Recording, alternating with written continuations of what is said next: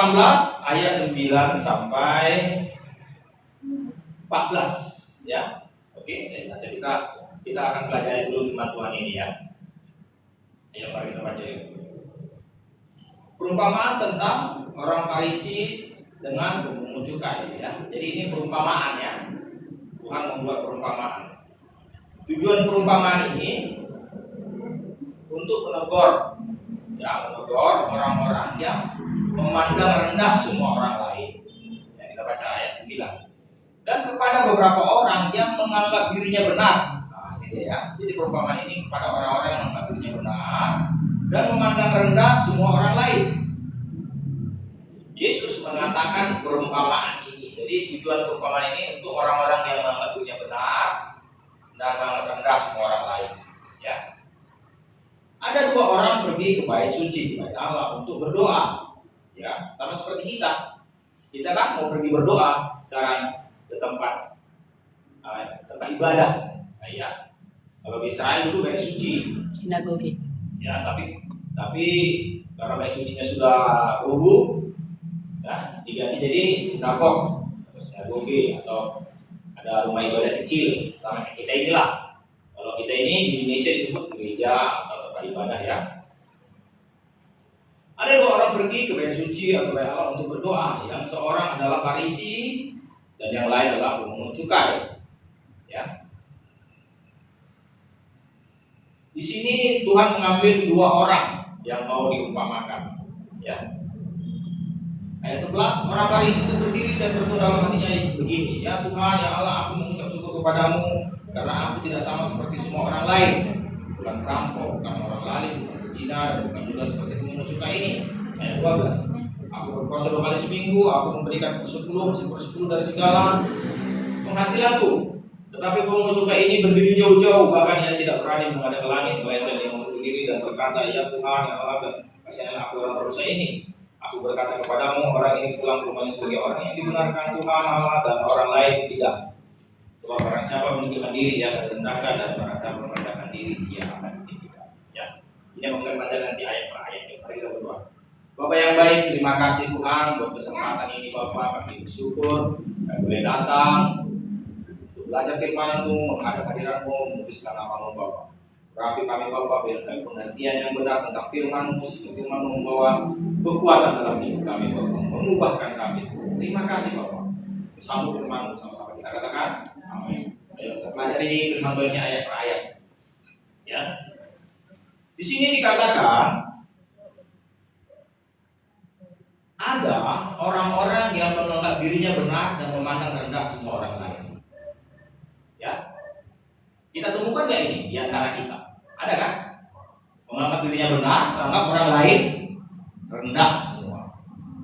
Bahkan ya, ada satu agama yang menganggap agamanya aja paling benar. Orang lain semua kafir. Ya. Padahal perbuatannya nggak benar, jahat ya, suka mengganggu orang ibadah, untuk ibadah orang, apa. Ya ada kayak gitu. Tapi ayat ini bukan berbicara tentang mereka, bukan. Ayat ini berbicara tentang kita orang Kristen. Ya, kita orang Kristen. Memang pada masa itu ayat ini berbicara tentang orang Farisi. Tetapi konteksnya zaman sekarang, ya. Konteksnya zaman sekarang bukan lagi orang Farisi. Kenapa? Karena orang Farisi itu zaman dulu, zaman Yesus. Zaman sekarang itu orang-orang yang mengerti firman zaman sekarang. Ya. Orang-orang Kristen yang tahu banyak firman.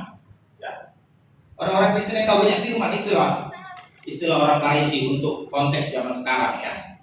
Perhatikan baik ini. Dan kepada beberapa orang yang menganggap dirinya benar dan memandang rendah semua orang lain, Yesus mengatakan perumpamaan ini. Ya. Ada dua orang pergi ke bait suci untuk berdoa. Yang seorang adalah orang Farisi dan yang lain adalah pemungut cukai. Jadi di ayat 10 Tuhan di sini membandingkan dua orang. Ada orang Farisi, ada juga pemungut cukai. Di zaman Yesus, orang Farisi itu orang yang sangat terhormat. Orang yang banyak tahu firman, yang ibadahnya teratur. Guru-guru. Iya. Orang terhormat ibadahnya sangat taat kepada agama. tahu firman semua. Perbandingan sebaliknya, orang pemungut cukai. Pada zaman Yesus, pemungut cukai itu sangat dibenci sama orang Israel, sama orang Yahudi, sangat dibenci. Kenapa? Karena mereka pengkhianat. Pemungut cukai itu pengkhianat. Mereka orang Yahudi, mereka orang Israel, tetapi mereka bekerja untuk menjajah. Penjajah pada saat itu adalah Romawi. Ya. Jadi orang Israel, orang Yahudi sangat benci kepada pemungut cukai. Jadi orang Yahudi, orang Israel menganggap pemungut cukai itu memang orang yang sangat berdosa. Kenapa? Pertama, mereka mengkhianati bangsanya. Kedua, mereka memungut pajak lebih dari yang ditentukan. Jadi mereka suka memeras. Ya. Pemungut cukai itu suka memeras. Contohnya ditentukan orang Romawi pajaknya mungkin 1 dinar, mereka tambahi jadi 1,5 dinar. Jadi 1,5 dinar bisa mereka korupsi. Ya, itulah jahatnya pemungut cukai pada zaman itu. Sehingga mereka dibenci sama orang Yahudi. Sehingga pernah orang-orang banyak bertanya kepada Yesus, kenapa gurumu makan bersama orang-orang berdosa dan pemungut cukai? Iya. Sampai orang-orang Yahudi, orang-orang Israel heran kenapa Yesus mau berkawan makan bersama Zakeus. orang-orang pemungut cukai. Ya, salah satu contohnya Zakeus, ya, itu maksudnya. Jadi pada zaman Yesus, orang-orang pemungut cukai itu sangat-sangat dibenci karena mereka orang yang sangat berdosa di mata masyarakat Yahudi, mata masyarakat Israel. Ya. Jadi Tuhan membandingkan ada dua karakter, ada dua pribadi di sini. Ya. Apa yang terjadi? Kita lihat nanti di ayat berikutnya. Tapi ingat, ini perumpamaan. Tapi juga ada kenyataan. Dan kenyataan ini juga kita jumpai zaman sekarang di dalam gereja-gereja, dalam tempat-tempat ibadah. Perhatikan, pasti ada orang-orang yang merasa diri benar. Perhatikan, ada itu merasa orang lebih kudus, lebih suci dari orang lain. Bahkan di Yesaya dikatakan, jangan kau menjamah aku, katanya. Dipegang orang pun nggak boleh. Nanti aku menjadi najis, katanya. Itulah orang-orang yang terlalu merasa suci, merasa kudus. Ya, ada orang-orang begitu. Zaman sekarang pun ada. Orang-orang yang nggak mau bergaul dengan orang-orang berdosa. Ya, nggak mau. Nggak anggap orang-orang berdosa itu najis. Ya,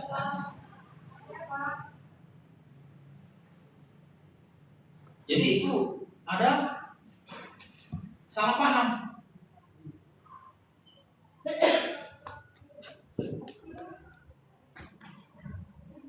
Ayo kita perhatikan firman Tuhan. Ada 2 orang pergi ke bait suci untuk berdoa, yang seorang adalah Farisi dan yang lain adalah pemungut cukai. Ayat 11, apa yang dikatakan orang Farisi ini? Orang Farisi itu berdiri dan berdoa dalam hatinya begini. Ya Tuhan, ya Allah, aku mengucap syukur kepadamu karena aku tidak sama seperti semua orang lain. Bukan perampok, bukan orang zalim, bukan berzina, bukan juga seperti pemungut cukai ini. Aku berpuasa 2 kali seminggu. Aku memberikan 1/10 dari segala penghasilanku. Perhatikan baik. Dari semua yang dikatakan orang Farisi ini, tidak ada yang salah, benar semua. Semua terpuji. Iya, semua terpuji. Ya. Dan yang menarik, dia di sini bersyukur. Aku bersyukur kepadamu. Ya, aku bersyukur kepada artinya. Sebenarnya dari doanya ini dia nggak menyombongkan diri dari doanya ini. Ya. Dari doanya ini tidak menunjukkan, karena dia bersyukur pada Tuhan. Tuhan, aku bersyukur aku bisa, ya, aku bukan rampok. Aku bersyukur aku bukan orang lain, bukan pezina, bukan juga seperti pemungut. Sebenarnya dia bersyukur ya sebenarnya. Kalau dia katakan aku bukan seperti pemungut cukai, ini maksudnya aku bukan pemeras, itu maksudnya. Aku nggak memeras orang seperti pemungut cukai. Ya, nggak ada yang salah dengan doanya ini. Aku bersyukur pada Tuhan. Ya. Orang Farisi itu berdiri dan berdoa sama dia, ya Tuhan, aku mengucap syukur pada Tuhan. Nggak salah mengucap syukur pada Tuhan, kan? Nggak salah. Dia nggak menyombongkan diri sebenarnya dengan doanya, karena aku tidak sama seperti semua orang lain. Memang benar. dia nggak merampok, dia nggak lalim. Ya, lalim itu menjahat, mengganggu orang, bukan berzina, dan bukan juga seperti mengucuk. Artinya dia nggak memeras, mengucuk itu suka memeras ya. Aku memberikan 10/10 ya dari segala penghasilanku. Artinya apa? Artinya dia mengatakan aku mengasihi Tuhan dan aku mengasihi manusia. Aku melakukan ke-10 perintah Tuhan. Itu yang maksudnya sudah dikatakan ini. Tuhan, aku bersyukur aku bisa melakukan 10 perintah Tuhan. Kewajiban kepada Tuhan aku kerjakan. Aku beribadah, aku kasih 10/10. Kewajiban kepada sesama aku kerjakan. Aku nggak menjahati sesama. Aku nggak merampok, aku nggak lalim. Aku juga nggak berzina. Jadi nggak ada kejahatan. Memang benar. Dia kudus. Ya. Kalau dari doanya ini nggak ada yang salah. Ya. Dari doanya nggak ada yang salah. Perbuatannya benar. Ya. Tapi apa yang membuat salah? Coba kita baca ayat selanjutnya. Tetapi pemungut cukai itu berdiri jauh-jauh, bahkan ia tidak berani menengadah ke langit. Dari sini kita lihat ada perbedaan. Mungkin, ya mungkin. Perhatikan baik, mungkin. Kalau dari ayat 13 dikatakan, tetapi pemungut cukai itu berdiri jauh-jauh, berarti dia pun tidak berani ke depan, dekat mimbar, nggak berani dia. Dekat pintu masuknya dia. Tetapi orang Farisi tadi karena dia percaya diri sudah melakukan semua firman Tuhan, dia dekat-dekat mimbar dia, ya, paling depan dia. Ya ada orang kayak gitu ya kan, percaya diri paling depan dia. Ya, kan? Dipikirnya dia kalau paling depan lebih dekat sama Tuhan, ya. Ya, kalau paling jauh enggak.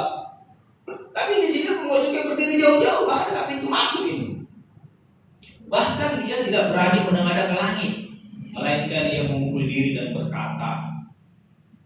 Yang memukul diri itu tanda penyesalan, ya. Memukul diri tanda penyesalan itu. Gak ada orang memukul diri tanda gembira, gak ada.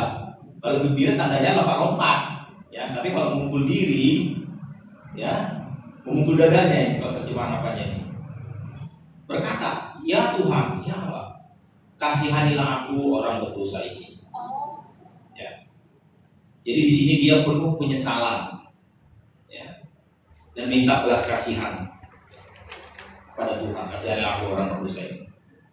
Ayat 14. Di sini kesimpulannya. Ayat 14, ya. Di sini kita lihat inilah otoritas Tuhan Yesus. Di sini dia berbicara sebagai Tuhan. Ya, perhatikan baik. Ayat 14 Yesus berbicara sebagai Tuhan. Ya. Karena dari ayat 14 dia bisa menghakimi. Dia hakim. Ya. Mazmur bilang siapa hakim yang benar? Tuhan hakim. Ya. Ayat 14 ini dia menunjukkan diri sebagai Tuhan, sebagai hakim. Karena tidak ada yang bisa hakim kecuali Tuhan. Roma pasal 2 juga mengatakan itu. Hanya Tuhanlah hakim. Jadi di ayat 14 Tuhan menghakimi. Apa dikatakan Tuhan? Katakan Tuhan Yesus, aku berkata kepadamu. Aku di sini Tuhan. Ya. Aku berkata setiap kali kalau Tuhan Yesus berfirman, aku berkata kepadamu, dia menyatakan dirinya sebagai Tuhan. Tahu siapa nama Tuhan? Nama Tuhan siapa? Aku adalah Aku. Makanya Tuhan Yesus sering berkata, aku berkata kepadamu, I am. Ya, I am that I am. Aku adalah aku. Aku berkata, artinya dia menyatakan diri sebagai hakim. Dia menyatakan diri sebagai Tuhan. Aku berkata kepadamu. Tuhan Yesus tak pernah bilang Bapa berkata kepadamu, enggak. Selalu bilang aku berkata kepadamu. Perhatikan di dalam Injil. Selalu perkataan Yesus, aku berkata kepadamu, aku berkata kepadamu. Berarti dia memakai otoritasnya sebagai Tuhan. Di sini dia sebagai hakim. Aku berkata kepadamu, aku itu sebagai Tuhan, sebagai hakim menentukan siapa yang benar. Ya, siapa yang benar? Karena nggak mungkin Tuhan, kalau bukan Tuhan yang menentukan siapa yang benar. Ya, Jadi sini Yesus Kristus sebagai Tuhan menentukan siapa yang benar. Aku berkata kepadamu, aku Tuhan, aku hakim. Orang ini, orang Farisi tadi pulang ke rumahnya sebagai orang yang dibenarkan. Dibenarkan Tuhan. Yang ku benarkan, aku berkata kepadamu, benar dia. Ya. Siapa bisa menentukan benar apa salah? Tuhan. Dibenarkan Tuhan, dibenarkan Elohim, dibenarkan Allah. Dan orang lain itu tidak. Ya. Orang yang membanggakan tadi bahwa dia melakukan semua firman Tuhan, ternyata tidak dibenarkan Tuhan. Tidak dibenarkan Yesus. Sebab apa? Sebab barang siapa meninggikan diri, ia akan direndahkan. Dan barang siapa merendahkan diri, ia akan ditinggikan. Ya. Itu alasannya. Sebab dari ayat ini Tuhan ternyata melihat hati. Tuhan melihat hati. Ya. Hati orang Farisi tadi ternyata meninggikan diri. Perbuatannya nggak salah. Perbuatannya benar. Ucapannya pun nggak salah. Ucapannya pun nggak salah, doanya pun nggak salah. Tetapi hatinya meninggikan diri. Ya, ini jawabannya, Tuhan beri jawaban. Masalahnya siapa yang bisa menilai hati? Siapa yang bisa menilai hati? Tuhan yang bisa menilai hati, kita nggak bisa. Jadi di hadapan manusia kita bisa berpura-pura. Ya. Di hadapan manusia kita bisa berpura-pura, shalom, shalom, senyum-senyum, kan? Dalam hatinya kapan kau mati, gitu kan? Ya, itu artinya hatinya nggak bersih. Ya, hatinya kotor. Seperti kata Tuhan Yesus. Di luar seperti putih bersih. di dalam tulang belulang. Yang bisa melihat hati hanya Tuhan. Hanya Tuhan yang bisa melihat hati, manusia tidak. Karena Yesus Tuhan, Yesus tahu siapa yang meninggikan diri. Disinilah pentingnya jaga hatimu. Kesucian hatimu jaga. Kebersihan hatimu jaga. Orang Farisi tadi nggak salah. Doanya nggak salah, perbuatannya nggak salah. Yang salah hatinya. Hatinya meninggikan diri. Perhatikan baik. Sebab barang siapa meninggikan diri, ia akan direndahkan. Dan barang siapa merendahkan diri, ia akan ditinggikan. Dosa yang paling awal yang dibuat Lucifer, ya, putra fajar, yang membuat dia diusir dari surga, adalah meninggikan hati. Meninggikan diri. Meninggikan hati. Jadi kita perlu sangat waspada ini. Perlu sangat waspada. Itulah dosa paling awal. Dosa paling awal. Meninggikan hati. Meninggikan. Merasa sudah hebat. Merasa. Ya. Lucifer ya. Putra fajar ya sebetulnya juga ya. Yesus juga putra fajar sama Tuhan. Merasa kemuliaannya melebihi semua malaikat. Kalau dibaca nanti di Yeskiel, di apa juga ada Yesaya juga. Ya. Kemuliaannya melebihi semua. Jadi dia merasa tinggi hati, meninggikan diri. Tuhan gak suka. Makanya barang siapa meninggikan diri, dia akan direndahkan. Tuhan gak suka. Gak ada salahnya Lucifer, gak ada yang lain. Dia memuji Tuhan. Ya, dia pemimpin pujian di surga, kerubim yang menaungi katanya, yang menaungi tahta Elohim di surga. Kalau dibaca di Yesaya nanti, dia kerubim yang menaungi tahta. Itu jabatannya sangat tinggi. Jabatannya sangat tinggi itu. Sampai sekarang ada saya baca kesaksian, jabatan dia kosong jabatan itu. Kenapa? Dia sudah jatuh. Masih kosong jabatan itu. Jabatan kerubim yang menaungi tahta itu. Kita lah gantinya. Ya, kita ganti. Makanya kita sungguh-sungguh memuji Tuhan. Dia pemimpin pujian yang paling disayangi, yang paling dimuliakan. Tubuhnya kalau dibaca nanti tubuhnya penuh batu-batu berharga. Batu-batu kalau dikembangkannya sayapnya berkilau-kilauan batu-batu itu. Ya, saya ada baca kesaksian. Jadi semua malaikat kagum semua, kagum begitu indah. Ketika dia berbicara, malaikat itu mau menurut, makanya mau ikut sepertiga. Karena begitu indahnya. Tapi semua itu rusak, semua itu hancur, hanya karena dia meninggikan diri. Ya, hanya karena dia meninggikan diri, sama seperti orang Farisi ini tadi. Perbuatannya nggak salah, doanya nggak salah, tapi hanya karena dia meninggikan diri di hatinya. Meninggikan diri di hatinya. Jadi perlu kita jaga hati kita benar-benar. Dari mana datang tinggi hati ini? Ya, dari mana datang tinggi hati ini? Tinggi hati itu datang ketika dia merasa sudah baik, sudah benar. Ya, dari situ datang bukan? Kalau kamu merasa sudah benar, sudah baik, sudah ada tinggi hati. Jadi jangan merasa sudah benar, sudah baik, jangan. Ya, kalau kita merasa sudah benar, sudah baik, di situ asal mulanya. Perhatikan ini. Orang Farisi itu berdoa dalam hatinya begini. Ya, perhatikan. Ya Tuhan, aku mengucap syukur karena aku tidak sama seperti semua orang lain.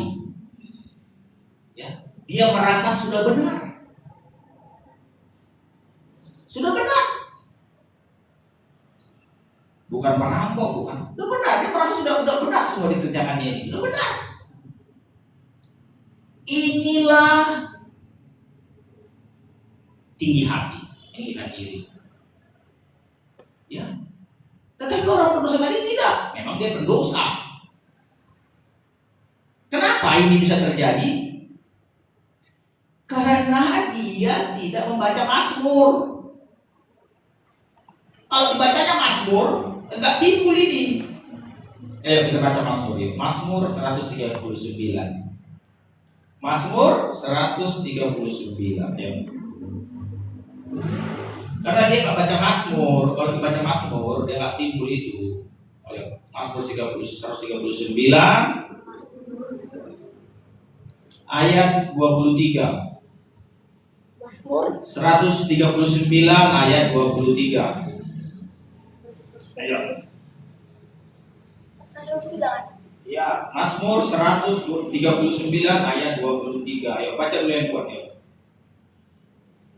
Siapa yang bisa baca ya? Mazmur 139 ayat 23. Ayo baca dulu yang kuat. Ayo, dapat? Siapa yang bisa baca? Baca kalian dulu baca. Ayo. Baca dia yang kuat. 139 ayat 23.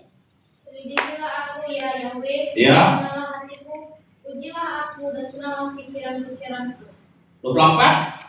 Lihatlah apakah jalanku seram dan tuntunlah aku di jalan yang kekal. Iya. Inilah sikap hati yang rendah hati, yang tidak meninggikan diri. Kalau kau berkata aku sudah benar, aku nggak merampok, aku nggak berzina, aku bayar utang, itu udah meninggikan diri. Tetapi pemazmur nggak berani mengatakan itu. Pemazmur nggak berani. Tetapi apa dikatakan pemazmur? Selidikilah aku ya Tuhan, selidikilah aku ya Elohim, selidikilah aku. Kenallah hatiku, apakah ada tinggi hati? Kenallah hatiku Tuhan, ujilah aku. Kenallah pikiran-pikiranku, lihatlah Tuhan, lihatlah ayat 24. Apakah jalanku serong? Apakah jalanku salah? Itu maksudnya.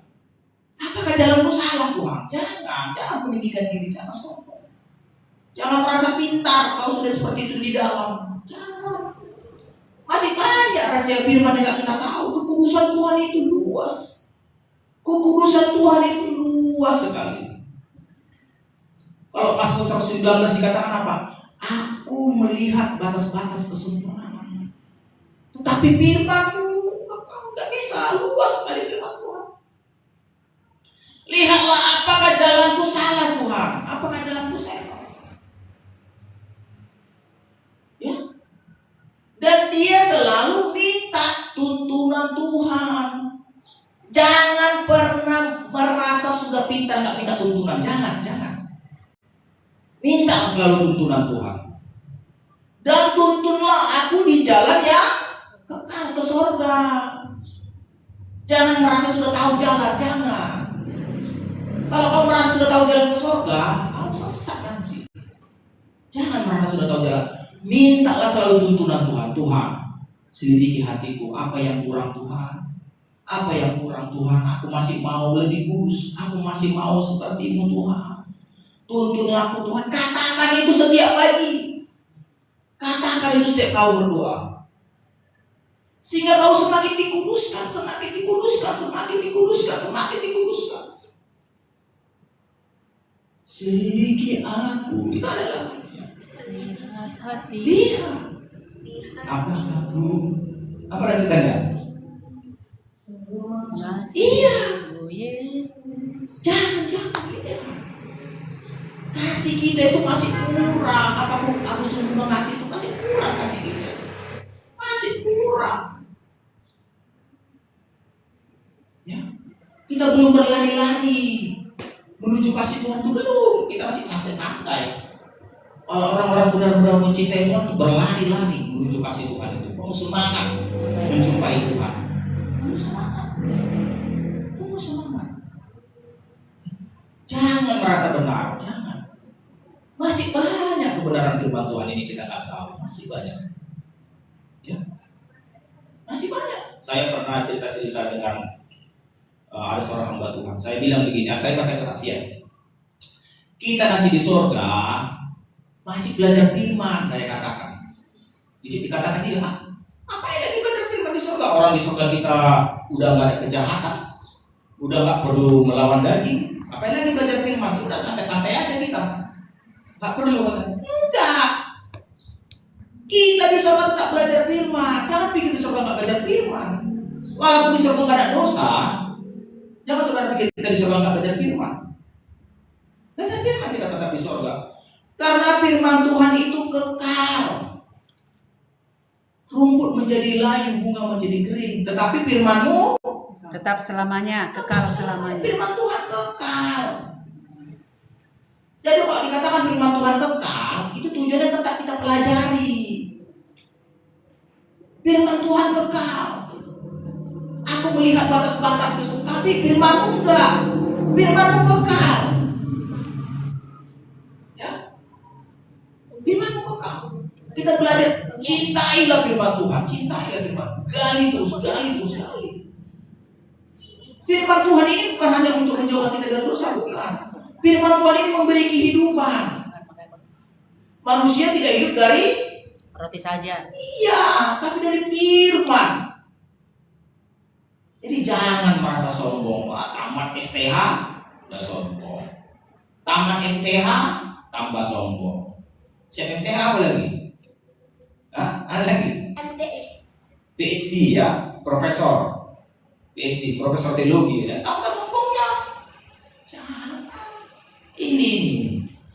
Lihatlah. Apakah jalanmu salah? Tuntunlah aku Tuhan. Tuntunlah aku di jalan yang kekal.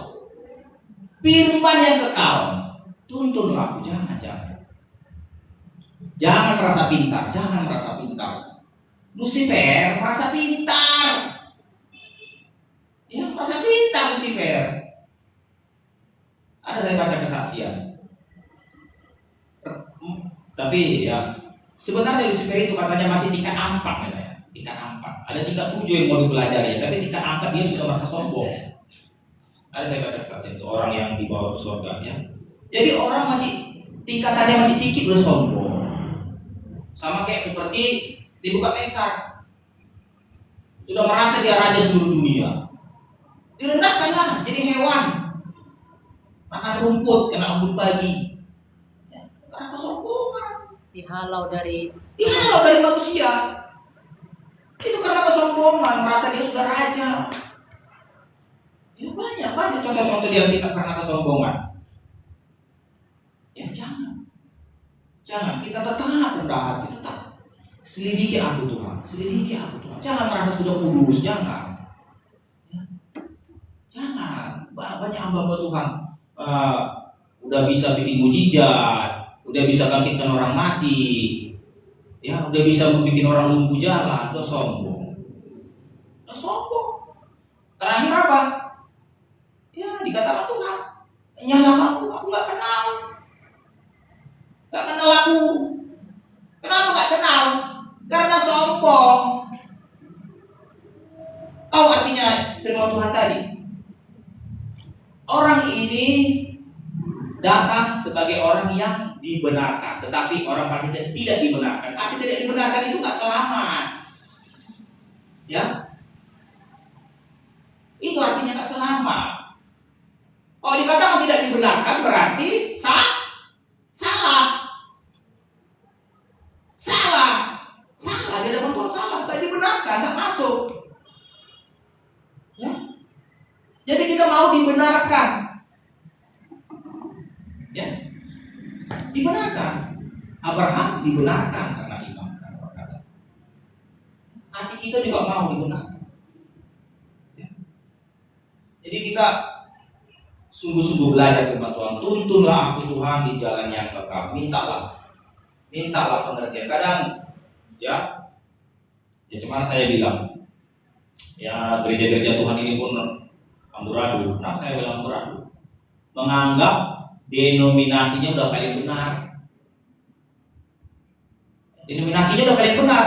Oh, denominasi kami paling benar. Kami begini.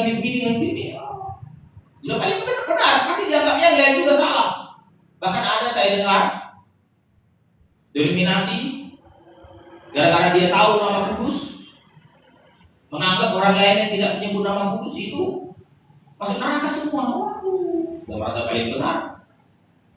Gara-gara tahu nama kudus Tuhan apa, nama asli Yesus dalam bahasa Ibrani, udah merasa paling benar.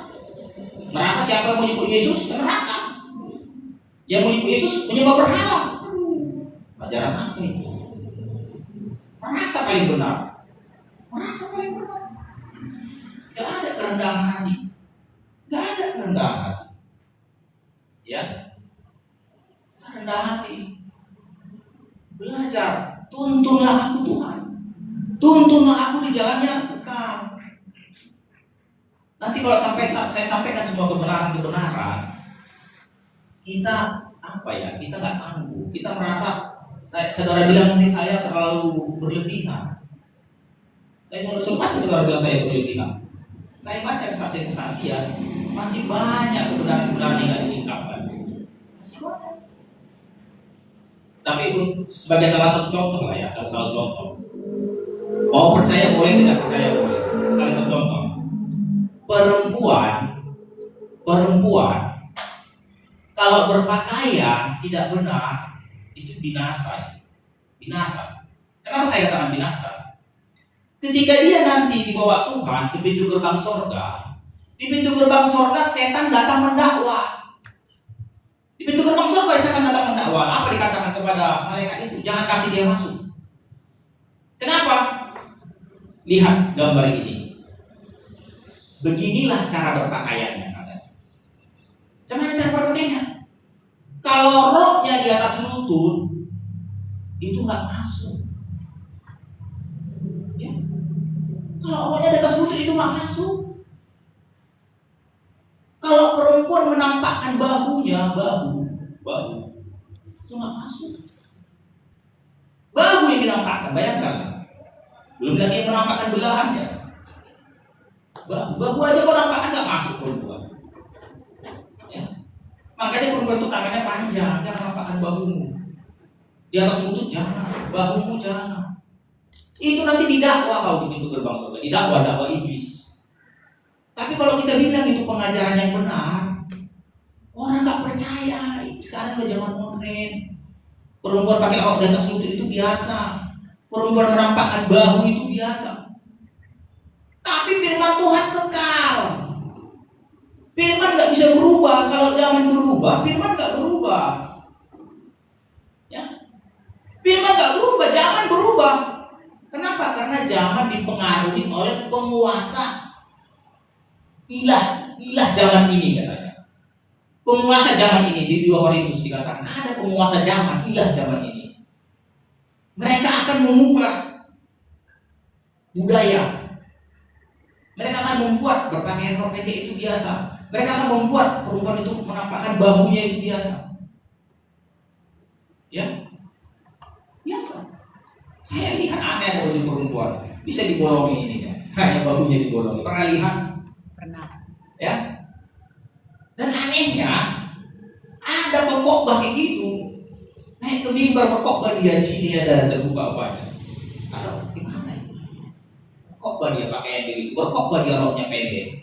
Ada pengkhotbah gitu, ada gereja-gereja pengkhotbah begitu ya. Gereja-gereja pengkhotbah. Kalau mau lebih dalam lagi firman Tuhan, ada yang disebut roh Izebel. Roh Izebel.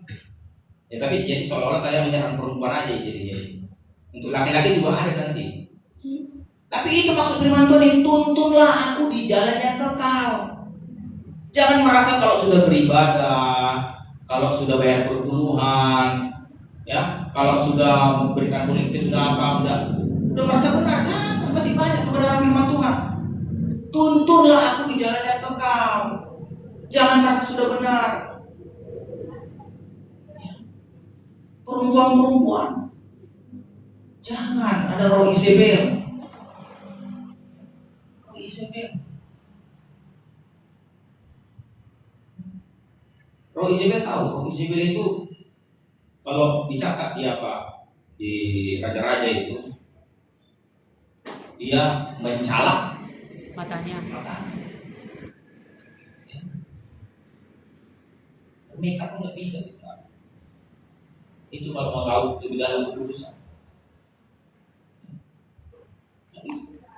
Tapi itu bagi siapa yang ribu lah. Bagi siapa yang banyak berat firman Tuhan, banyak. Jadi kita pelajari.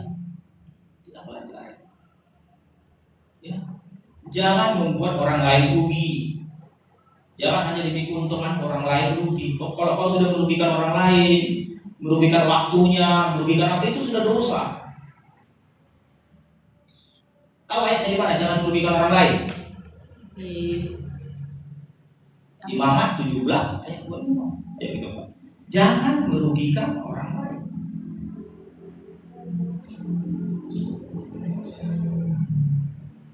Ya, 17:25 kalau masalah itu. Jangan merugikan orang lain, itu firman Tuhan. Bukan. Imamat 25:17 ya, terbalik. 25:17, baca yang kuat dulu. Terbalik, Imamat 25:17. Baca yang kuat. Imamat 25:17. Iya. Janganlah kamu merugikan satu sama lain, tapi kau harus takut akan Tuhanmu sebab akulah Tuhan Allahmu. Iya. Jangan merugikan orang lain. Kalau orang lain sudah rugi, kau sudah berdosa. Ya, jangan merugikan orang lain. Jangan berbuat jahat. Jangan mau bikin orang kalau menunggu-nunggu, kau sudah janji, contohnya janji jam 7 datang, tapi kau datang terlambat, orang lain rugi waktunya. Itu merugikan orang lain, nampaknya sepele nampaknya, tapi itu sudah merugikan orang lain. Ya, jangan. Jadi banyak ketulusan, banyak. Tuntunlah aku di jalan yang kekal. Tuntunlah aku di jalan yang kekal. Tuntunlah. Banyak nanti disingkapkan Tuhan kebenaran. Banyak Tuhan. Semakin modern zaman, semakin bertambah jenis-jenis dosa. Ya, semakin modern zaman ini, jenis-jenis dosa bertambah. Ya, Dosa-dosa yang nggak pernah ada zaman dulu, ada zaman sekarang.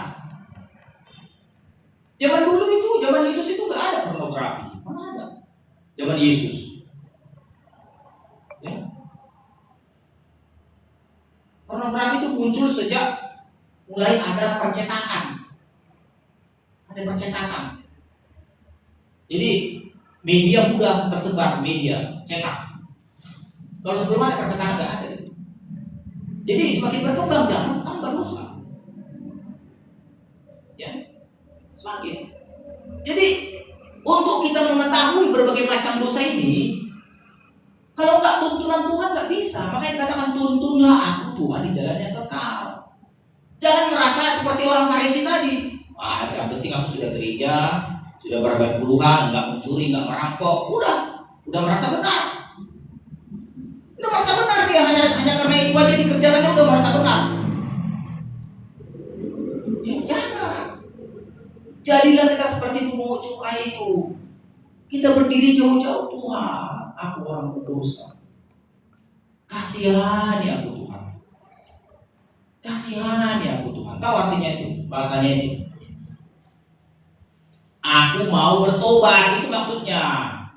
Bukan dibilang kasihani aku Tuhan, tapi besok dikerjakannya lagi dosanya. Bukan itu. Maksudnya kasihani aku Tuhan, aku mau bertobat Tuhan.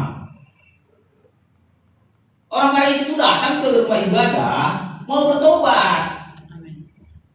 Bukan datang ke sana untuk mengaku dosa, bukan, mau bertobat. Kasihani aku Tuhan, aku mau bertobat. Sehingga dia pulang dibenarkan. Kalau nggak mau bertobat memungut cukai itu ya nggak dibenarkan juga. Ya, nggak dibenarkan juga. Kenapa dia dibenarkan? Dia mau bertobat. Mau bertobat. Saya tanya dulu, perhatikan baik.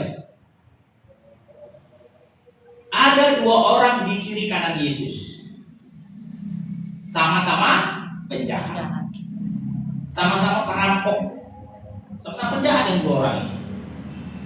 Ya. Tetapi satu tetap jahat. Yang satu dibenarkan Tuhan. Kenapa dibenarkan Tuhan? Mengakui dia layak dihukum. Satu. Karena begini. Sebenarnya perkataan Yesus di kayu salib itu pun membuktikan dia Tuhan. Kenapa membuktikan dia Tuhan? Karena dia berhak memasukkan orang ke surga. Nggak perlu izin Bapa, nggak perlu dia izin Bapa memasukkan yang di sebelah kanannya itu ke surga. Aku berkata kepadamu, hari ini juga engkau bersama-sama aku di Firdaus. Dia itu bertindak sebagai Tuhan. Jadi jangan bilang Yesus itu bukan Tuhan. Yesus Tuhan dalam setiap perkataannya. Ya. Kenapa dia bisa berani bilang pada hari ini engkau bersama-sama aku di Firdaus? Karena dia Tuhan, dia bisa memasukkan orang siapa ke surga. Ya. Dia berhak memasukkan orang. Siapa yang bisa memasukkan orang ke surga kalau bukan Tuhan? Siapa? Tuhan yang bisa memasukkan orang ke surga. Ya. Ayo kita buka ayat supaya kita tahu. Ya. Pada hari ini engkau bersama-sama aku.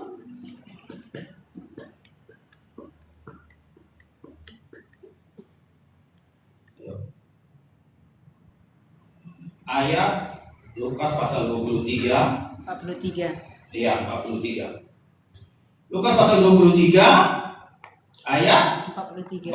Kata Yesus kepadanya, aku berkata Kepadamu. Iya, jadi kalau perhatikan Injil, kalau setiap ada kata-kata aku berkata kepadamu, Yesus memakai otoritasnya sebagai Tuhan.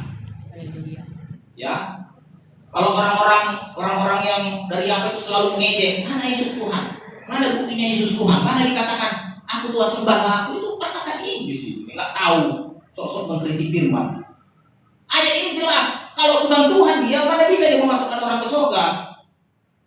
Ya, dia yang memasukkan yang sebelah kanannya itu ke surga. Aku berkata kepadamu sesungguhnya hari ini juga engkau akan ada bersama-sama dengan aku di dalam Firdaus. Kenapa itu bisa dikatakan Yesus? Karena Yesus melihat hati yang di sebelah kanannya itu penuh dengan pertobatan. penyesalan. Sama seperti pungut cukai tadi. Aku tidak berani dekat, berdiri jauh-jauh, bahkan tidak berani menengadah ke langit. Tuhan, kasihanilah aku orang berdosa ini. Tuhan, aku mau bertobat. Tuhan, aku mau bertobat. Aku mau mengenal jalan-jalan-Mu. Tuntunlah aku, Tuhan. Kalau orang Farisi tadi sudah merasa benar. Kalau dia jadi firman, merasa lebih pintar. Sudah merasa lebih pintar dia. Aku STH, aku MTH. Ya, MTH dia. Kita ajari firman, merasa sudah pintar. Profesor. Ya. Tetapi Yesus bisa melihat hati orang yang di sebelah kanannya itu penuh dengan pertobatan. Kenapa? Karena dari perkataannya dia sadar, dia salah. Dikatakan sama yang di sebelah kiri itu, kita di sini karena kesalahan kita. Kita pantas dihukum. Kita pantas dihukum. Itu syarat pertama untuk mau bertobat. Sadarlah bahwa kesalahan. Sadarlah bahwa kesalahan. Ya. Baru kedua, akuilah Mesias. Kau butuh juru selamat. Makanya dikatakan dia Yesus, ingatlah akan aku apabila engkau datang sebagai raja. Mengaku Yesus Tuhan, juru selamat yang bisa menyelamatkan itu kalau mau bertobat. Aku Yesus juru selamat. Sehingga ketika Yesus melihat ini, Yesus melihat hatinya penuh pertobatan. Artinya apa? Seandainya orang yang di sebelah kanannya itu masih dikasih kesempatan hidup, dikasih kesempatan turun dari salib, dia itu bertobat jadi hamba Tuhan. Bertobat dan jadi hamba Tuhan. Tapi karena gak ada kesempatan, mau bakal dihukum mati, makanya dikatakan Tuhan, hari ini engkau akan mati, tapi hari ini engkau akan ke surga. Aku berkata kepadamu, aku memasukkan kau ke surga, kata Tuhan. Ya. Jadi di sini Yesus itu Tuhan, berkuasa memasukkan siapa ke surga. Tapi apa syaratnya? Syaratnya milikilah hati yang mau bertobat. Milikilah hati yang mau dituntun. Tuntunlah aku Tuhan ke jalan yang kekal. Aku mau bertobat. Aku mau bertobat Tuhan. Kasihani aku. Ya, kalau kau berdoa, pukul dadamu. Tuhan, kasihani aku Tuhan. Katakan begitu. Itu orang yang mau bertobat. Seperti orang yang Farisi apa orang pungut cukai itu. Tuhan, aku masih suka mengeluh. Tolong aku Tuhan. Kasihani aku Tuhan. Tuhan, aku masih suka marah-marah. Kasihani aku Tuhan. Mau kau bertobat? Mau bertobat. Bertobatlah. Bertobat. Kalau nggak bertobat kita nggak apa kita? Nggak dibenarkan. Nggak dibenarkan. Tuhan Yesus mengasihi. Apa kata firman Tuhan? Walaupun dosamu merah seperti Biji. akan putih seperti Domba. kalau datang kepada Tuhan, bertobat kepada Tuhan. Rendahkan hati, jangan sombong. Jangan sombong. Rendahkan hati. Saya selalu berdoa, Tuhan, apalagi yang mau diperbaiki? Apalagi Tuhan Yesus? Apalagi Tuhan? Katakan itu terus. Kau semakin dibentuk Tuhan, semakin dibentuk. Kalau kau keraskan hati, macam mana mau dibentuk? Kita mau serupa, mau segambar dengan Tuhan. Mau segambar dengan Tuhan. Penuh belas kasihan. Oleh Musa, hukum Taurat. Tetapi oleh Yesus, kasih karunia. Demi kasih karunia. Artinya apa? Kita pun memberikan kasih karunia sama orang. Kan kita mau seperti Yesus.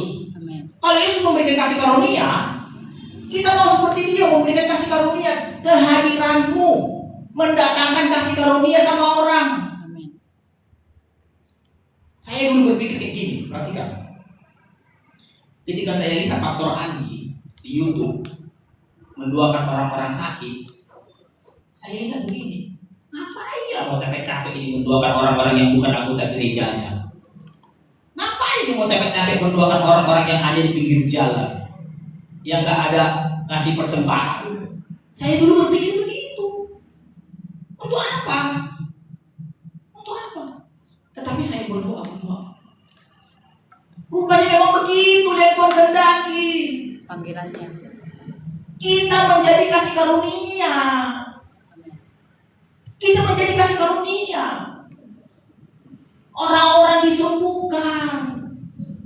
Kita berpanjangan tangan, Tuhan kasih karunia. Kalau kita kan berpikir begini, kalau kamu kesembuhan ya datang dulu lah ke gerejamu, jadi jemaatku dulu lah, bayar perpuluhan dulu lah, kolekte dulu lah, kan kayak gitu kita kan. Kalau kita berpikiran daging, tapi nggak begitu Tuhan. Amin.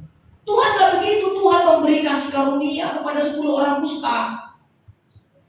10 disembuhkan, walaupun hanya satu yang datang berterima kasih. Itu kasih karunia.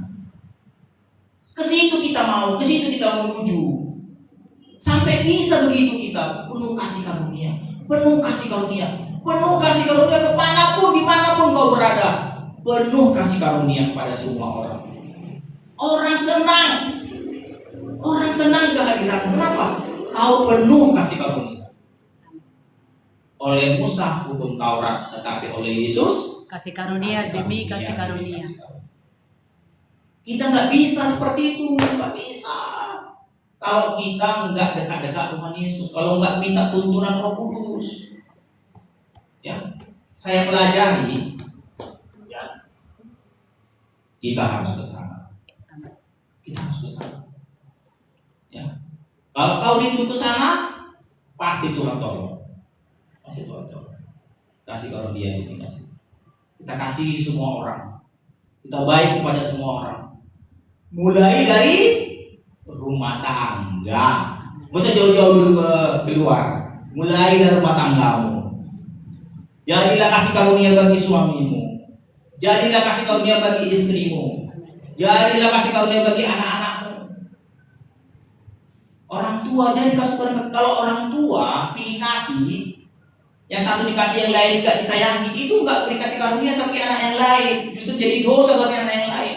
Anak yang lain jadi benci sama orang tuanya kalau pilih kasih. Jangan, ya jangan. Makanya pelajari firman. Dikasih Tuhan nanti hikmat. Bagaimana kita jadi kasih karunia sama semua orang. Berbuat adil, berbuat adil. Jangan. Kita belajar. Kasih karunia kita belajar ya. Sampai sini firman Tuhan, mari kita berdoa.